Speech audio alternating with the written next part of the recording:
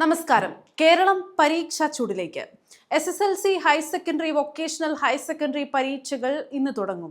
കേരളത്തിൽ 2964 കേന്ദ്രങ്ങളിലും ലക്ഷദ്വീപിലെ 9, ഗൾഫ് മേഖലയിലെ 7 കേന്ദ്രങ്ങളിലുമായി ആകെ 4,27,021 വിദ്യാർത്ഥികൾ റെഗുലർ വിഭാഗത്തിൽ എഴുതുന്ന SSLC, THSLC, AHSLC പരീക്ഷകൾ 26-ന് അവസാനിക്കും. Higher secondary, vocational higher secondary രണ്ടാം വർഷ പരീക്ഷകൾ ഇന്നും, ഒന്നാം വർഷ പരീക്ഷകൾ 6-നും തുടങ്ങും. രാവിലെ 9:30-ക്കായിരുന്നു SSLC പരീക്ഷ. ഉച്ചയ്ക്ക് 1:30-നാണ് ഹയർ സെക്കൻഡറി പരീക്ഷകൾ.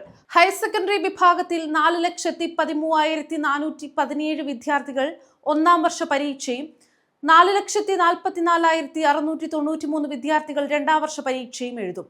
മലപ്പുറം വിദ്യാഭ്യാസ ജില്ലയിലാണ് ഏറ്റവും കൂടുതൽ കുട്ടികൾ പരീക്ഷ എഴുതുന്നത്.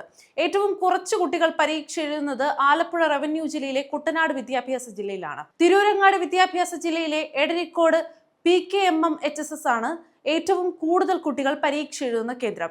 2017 പേർ ഇവിടെ പരീക്ഷ എഴുതും.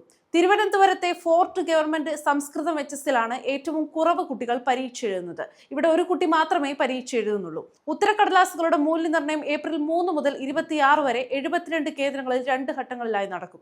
ആദ്യഘട്ടം ഏപ്രിൽ 3-ന് ആരംഭിച്ച് 11-ന് അവസാനിക്കും. രണ്ടാം ഘട്ടം ഏപ്രിൽ 21-ന് തുടങ്ങി 26-ന് അവസാനിക്കും. മൂല്യനിർണ്ണയ ക്യാമ്പുകളിലേക്കുള്ള അഡീഷണൽ ചീഫ് എക്സാമിനർമാരുടെയും അസിസ്റ്റന്റ് എക്സാമിനർമാരുടെയും നിയമന ഉത്തരവുകൾ മാർച്ച് 10 മുതൽ പരീക്ഷാ ഭവന്റെ വെബ്സൈറ്റിൽ ലഭ്യമാകും.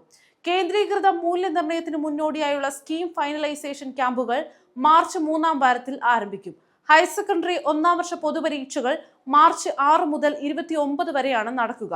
ഒന്നാം വർഷ ഹയർ സെക്കൻഡറി പരീക്ഷയോടൊപ്പം ഒരേ ടൈം ടേബിളിൽ 2024-ൽ നടന്ന ഒന്നാം വർഷ ഹയർ സെക്കൻഡറി പരീക്ഷയുടെ ഇംപ്രൂവ്മെന്റ് സപ്ലിമെന്ററി പരീക്ഷകളും ഉണ്ടാവും. രണ്ടാം വർഷ ഹയർ സെക്കൻഡറി പരീക്ഷകൾ മാർച്ച് 3 മുതൽ 26 വരെയും നടക്കും. അവസാന ദിവസത്തെ ഇംഗ്ലീഷ് പരീക്ഷാ സമയക്രമം രാവിലെ 9:30 മുതൽ 12:15 വരെയായി പുനഃക്രമീകരിച്ചു.